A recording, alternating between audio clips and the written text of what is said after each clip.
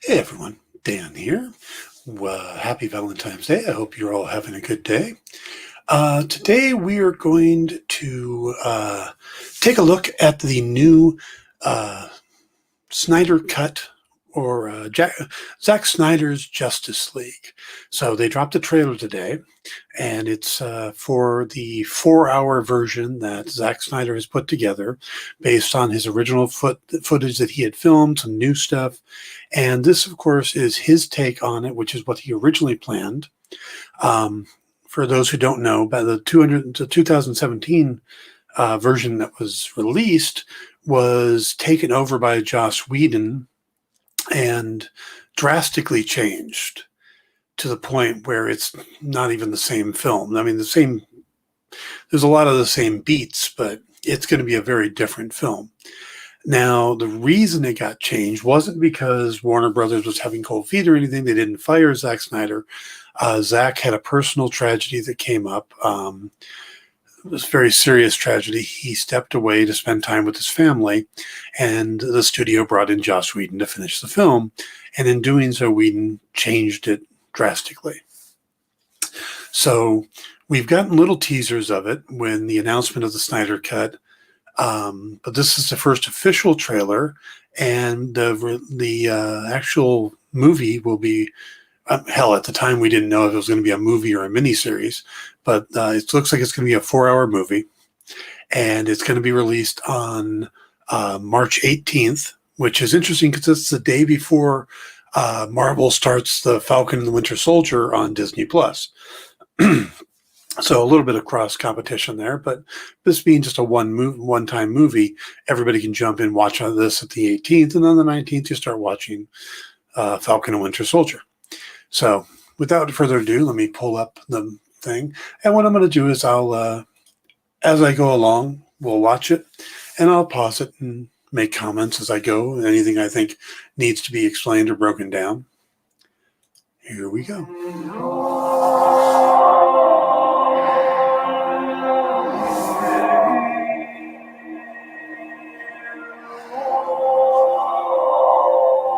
The film's been wrong.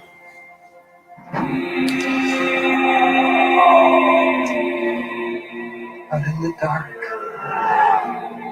among the stars. Now, a lot of that looks like it's from Batman v Superman: Dawn of Justice. That was the fight with Doomsday, and the voiceover there, I believe, is Jesse Eisenberg, who plays Lex Luthor in Batman v Superman, and he's talking about from the ending where he's talking about that the message had already gone out, and that Darkseid is now aware of the planet, which is kind of weird because I think he's already aware of the planet, but it's, or maybe it's saying that the Kryptonian's dead, you can come get the planet. Not sure. But it definitely has that feel that it's Batman v Superman and not something new, but it's an extended look, so. I think that's Hippolyta. The god is dead. Hippolyta being Wonder Woman's mom. Almost like a premonition. There's a tank coming. My lord. Batman's premonition was the nightmare scenario from Batman v Superman, where he looked to the future and he saw Superman who had taken over and the world had pretty much been destroyed. And, Batman's got the coat on and stuff like that. So I know that was going to be a bigger part of Snyder's vision and would have been played out longer. But originally Snyder had 5 movies in mind. Now, I don't know if that's counting Man of Steel and Dawn of Justice, or if that's just Dawn of Justice and the Justice, but he's not going to get any more movies after this unless it does insanely well. But right now, everybody's saying it's not going to happen. This is going to be it. But so he was going to have the nightmare scenario be, bigger at the further down the line. But when that started falling apart and he was getting the things that he wasn't going to get, all those movies, that's when he moved it up into Batman versus Superman. And now we'll get some of that here. I believe there's a clip at the end that also shows another character But this here, the guy on the screen right now, that's his version of Steppenwolf, not the odd-looking thing that we had gotten. And he's coming to meet with Darkseid and his elite. Which one will fall? That's Steppenwolf's battle with the Amazons. To defend ourselves. How do you know your team's strong enough? If you can't bring down the charging bull and don't wave the red cape at it. I love that. You can't bring down the charging bull. And Steppenwolf looks like he's got big horns, like he's a bull, and don't wave the red cape at it, which, of course, Superman. So I think that's a great line. We also see a lot more footage of the individual heroes. And according to the synopsis, we're going to get more time with them prior to joining together. They have to kind of go through their own personal trials. So we're going to see the Flash dealing with some stuff beforehand. And I believe we also meet Iris West. We're going to get some time with Cyborg and see exactly how he got hurt. And we're supposed to get a lot more with Aquaman. You got to remember, none of these characters did, Aquaman didn't have a solo movie prior to this. It came after. So there was a lot supposed to be set up in these movies. We got Wonder Woman in Batman v Superman a bit more, but we just got those little video clips of the other characters. So there was supposed to be a lot more setup to meet these characters. And we're going to be getting that now. At least that's what it looks like. So. You're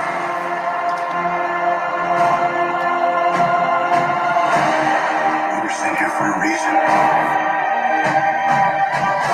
And even if it takes There's Iris. to realize, find out what that reason is. We got Superman in his black suit there, and we also got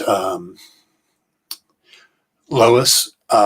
And the picture that's falling in the water, I don't know if you got a good look at that, but that's actually Kevin Costner, and that's Superman's dad, Jonathan Kent. But it's going to be a much different rebirth scenes from what I understand. The one we got in Whedon's version was his own version. So Snyder had something different in mind, and that's a clip from it. So here we got Cyborg taking off.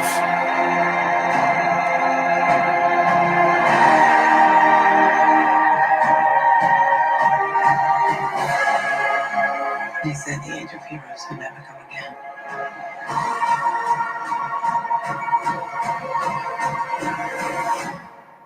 It will.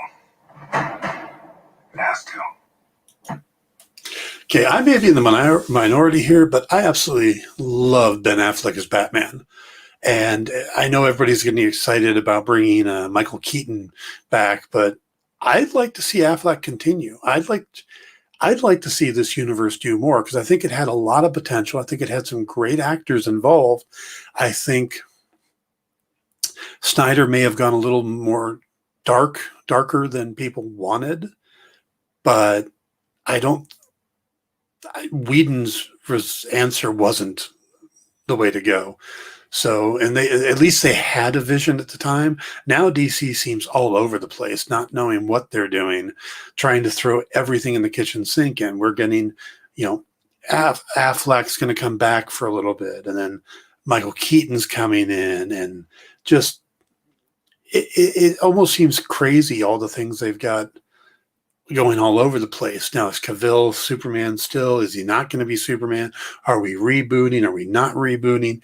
You look at the first Wonder Woman movie and it was great. And then you look at the second one and there was a lot of issues with it. I mean, and I'm a huge fan of these characters. I'm not the Marvel versus DC guy. I want to see all of these do good. I want to see a ton of DC movies out there that are great, and a ton of Marvel movies, and a ton of Star Wars movies. I want to be inundated with content to the point that I'm doing videos like this 3-4 times a day to cover all of it, because this is the stuff I grew up on. I want to see Batman and Superman and Wonder Woman on the big screen, and I want to see Green Lantern, and but I want to see the best of this stuff. I want to see writers and directors getting a chance to tell their versions and their vision of it. It doesn't have to be exactly what it is from the comics. So this is exciting to me, and I'm excited about this trailer.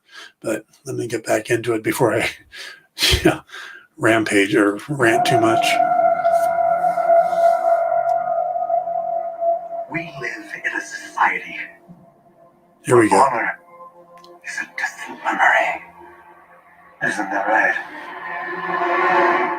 Batman?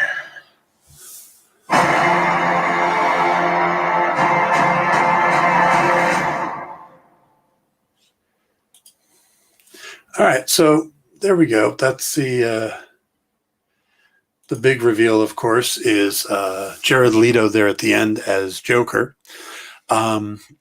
I know a lot of people were mixed on Jared Leto in the Suicide Squad movie. And my feeling on it was, yeah, there's been so many good Jokers. It's hard to be Joker. And I think Jared made some, Jared and David Ayer made some interesting choices to make him unique. And I don't think they necessarily all worked, but I'm glad they tried, because you don't want just the same thing every time. I mean, let's be honest here. Heath Ledger's Joker was very different than Jack Nicholson's Joker, and that was different than Jared Leto's Joker, and that was different than Joaquin Phoenix's Joker, and that's very different from Mark Hamill's Joker. Yep, you get to count that one. Mark Hamill's Joker is amazing, but the whole idea being that it's supposed to be a different take, and I kind of see that with DC heroes, that and in the beginning with Marvel, is they didn't get the chance to grow the characters and make them into what they wanted to make them. It was always, this is just, we're supposed to get Superman as the big blue Boy Scout right away. And yeah, Christopher Reeves did that, but is that make a lot of sense in today's world? Would we get a Christopher Reeve style Superman from somebody growing up today? Somebody growing up in the growing up in the 60s and 70s, that makes sense. It was a little, what's a good term for it? A little more in a relaxed time, a little more ma and apple pie time. Now there's a much more tension and fighting, and I don't see that Christopher Reeve Superman coming to life in today's modern times. If you're telling the story from today, I see the same problem with the Fantastic Four. I think the Fantastic Four works great in the 1960s. You have to make some massive changes to put it in modern day. That's why anytime I think of how I would write the Fantastic Four movie, I set it in the 60s as a period piece and then bring them to modern day through the negative zone or other things like that, because I think those characters work best. To get the characters you want, they need to start in that era. Cap is Captain America we got because he started in the World War II era, where Iron Man, they had to make some tweaks and changes, but that character could easily exist today and be much worse. That his redemption arc. So I think that's been the big problem with the DC films, is that people want the versions in the comics that they grew up with, and that doesn't work in today's society. So you end up with these odd connections. And, I think Patty Jenkins actually tried to deal with that in Wonder Woman 1984 by making a movie set in that era, not just in the time, but in how movies were made in that era, the choices, the themes, and all that stuff. That it was a movie that would have been made in 1984, not just set in 1984.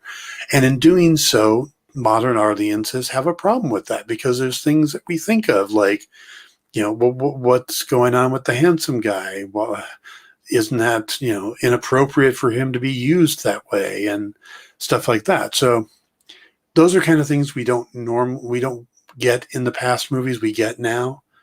So,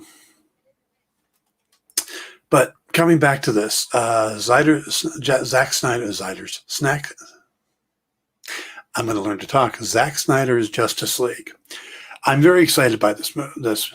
I thought it had a lot of potential. I liked Man of Steel. I thought Batman v Superman was mostly good. The Martha thing was kind of ridiculous. Jesse Eisenberg's Lex Luthor was not Lex Luthor. He wasn't a bad villain, but he wasn't Lex Luthor. But I've got a whole video on the psychological aspect of Lex Luthor and how the movies keep getting it wrong. And I go into that specifically. So I could go on forever talking about Lex Luthor and how you write him properly and how you don't write him properly and how the movies have yet to get him right. The TV series do a better job of it than the movies. You know, Michael Rosenbaum and John Cryer have played better Lex Luthors, in my opinion, than Gene Hackman, Kevin Spacey, or Jesse Eisenberg. You know, doesn't mean those aren't talented actors, but the portrayals were just wrong. You know, you're talking about a narcissistic personality disorder, and he's being played like a megalomaniac. So that was one of my knocks on Batman v Superman, is that, again, Lex was played wrong. But it was actually a little closer than the other ones were. So I'm curious to see what Snyder does. I'm eager to see these characters in action again. Like I said, I like Affleck's Batman. I really like Cavill's Superman. I love Gal Gadot's Wonder Woman. Jason Momoa's Aquaman is awesome. Not the biggest fan of Ezra Miller as the Flash. He seems a bit too scattered. I don't know. That might actually fit Barry Allen, but I don't know. Just Ezra Miller, I have a hard time with. And Ray Fisher, I don't think got enough screen time to really make me care about the character one way or the other. So hopefully the added footage and stuff will solidify those characters for me as well. But I'm hoping this turns out awesome and people start saying, well, let's see more of it. Let's do more with that. Let's get more of these characters and have a direction for the DC universe that it's desperately missing. And I know this was the original direction, and I don't think people realized what, like many things in life, they didn't know what they had until it was gone. So maybe this is it. Maybe this informs the new direction DC ends up going. They definitely need their Kevin Feige or their Jon Favreau at this point.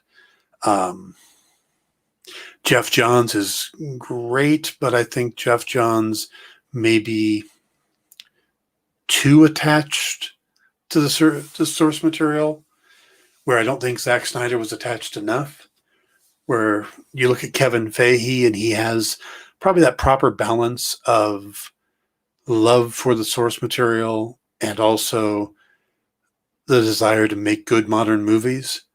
I think that's the same thing we get with Jon Favreau and Dave Filoni. Dave Filoni loves the source material and brings that to bear, while Favreau brings the modern filmmaking and stuff like that. And, you know, the combination where Feige is it on his own, Favreau and Filoni are great for the Star Wars. I'd like to see them take a bigger hand in the Star Wars stuff too, because there's been some real wrong turns there. So, yeah, I'm getting way off topic, but so Zack Snyder's Justice League. I really look forward to this. It's about a month or so away, a little over a month. I will definitely be doing a video for that. We'll probably bring it up on Pop Go the Writers, maybe a special edition. I don't know, because that'll be a lot to take in to have both Snyder Cut and Falcon and the Winter Soldier on the same episode will be pretty big, but we'll see how that goes. We are not doing an episode tonight because of Valentine's Day, so we will see you next week on that. I will be doing some more videos this week. This one came I hadn't expected this, but I definitely like the trailer. Though I gotta admit, I'm not a fan of the choices Zack Snyder makes music-wise, in trailers at least. When he did the Hallelujah song in the first one, it was like, what? What am I watching? And again, this one seemed kind of strange. They could have done something a little more intense, a little more Hans Zimmer. Yeah, the Hans Zimmer, a little more Hans Zimmer would have been nice. Give us that feel that you get, But this is what the man wants to go with. And we've proven that, or Whedon proved that you can't take his stuff and tweak it. So just let Snyder be Snyder, and we'll see what happens. So thanks for tuning in, and we will talk soon about other things. Everybody have a great Valentine's Day. Tell the people you love that you love them. Don't forget, yes, it's a Hallmark holiday, but it doesn't mean you shouldn't tell people you love them, but you should tell them that every day, because it's a strange, sad world out there sometimes. Please hit the like and subscribe buttons, depending on which format you're seeing this. If you're seeing it on YouTube, please subscribe, hit the like, and when more videos post, you'll know. On Twitch, please do the same. Follow me on Twitch, please. I'm trying to build these sites up, so the more followers I get, the better. And share with your friends. I'd appreciate it. Thank you, and have a great day.